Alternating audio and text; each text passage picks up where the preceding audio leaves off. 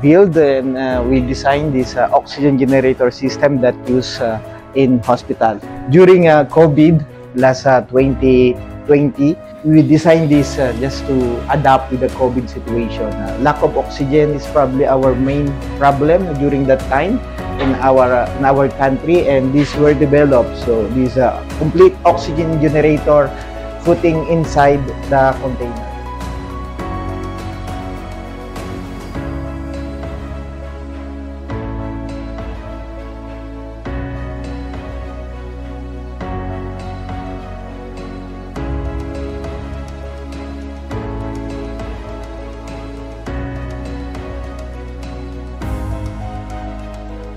Project na to, nagsimula to noong 2021. Time na yon is pandemic times pa. Then, merong isang engineer na nirefer ang pangalan ko kay Dr. Ramiro. Then, that time, nung tumawag si Doc Ramiro that time, hindi siya muna nagpakilala sa akin, but instead, straight to the point na siya sa gusto niya. Then, ako naman, umuo lang ako na alam ko, hospital sa Bohol na sinasabi niya na gusto mag-install ng project.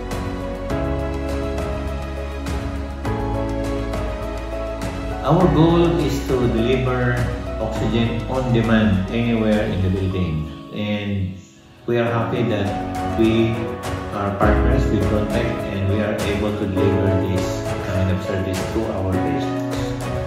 ACE Medical Center Bohol is very happy with the service provided by Grontech, and we are satisfied with the support and with the delivery of the oxygen, as well as the central suction, as well as the maintenance of our medical gas system in the hospital.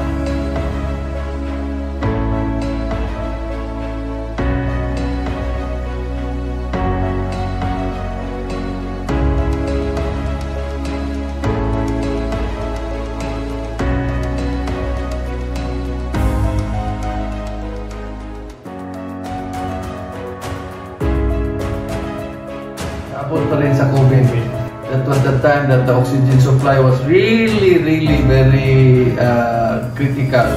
Nauubusan talaga kami. So, yung problema talaga ng supply noon sa oxygen during that time. Hirapan.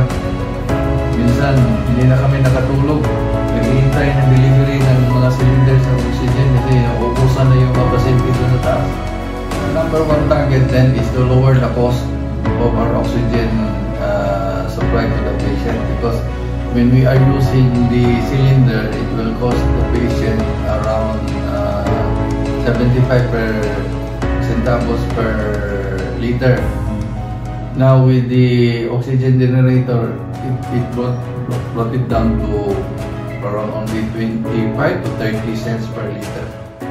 The cost of the machine is handled by Grontech. We just pay the production of the oxygen, yun lang. So, ano pang hanapin namin? Wala, kami cash out, bayad na lang kami. And the supply is very stable and steady. So, yun. Ano pang hanap namin? Okay na okay. I'm Fernando Juan from Grontech Technology Corporation. Malaki din yung naitulong ng Grontech sa akin. Siyempre, una, binigyan ako ng trabaho. Lahat naman tayo need na magtrabaho, lalong-lalo na dito sa Visayas na less yung opportunity na makapag-work ng ganitong site. Karamihan sa taga dito is pupunta pa talaga ng malalayo, tulad ng Manila o Cebu.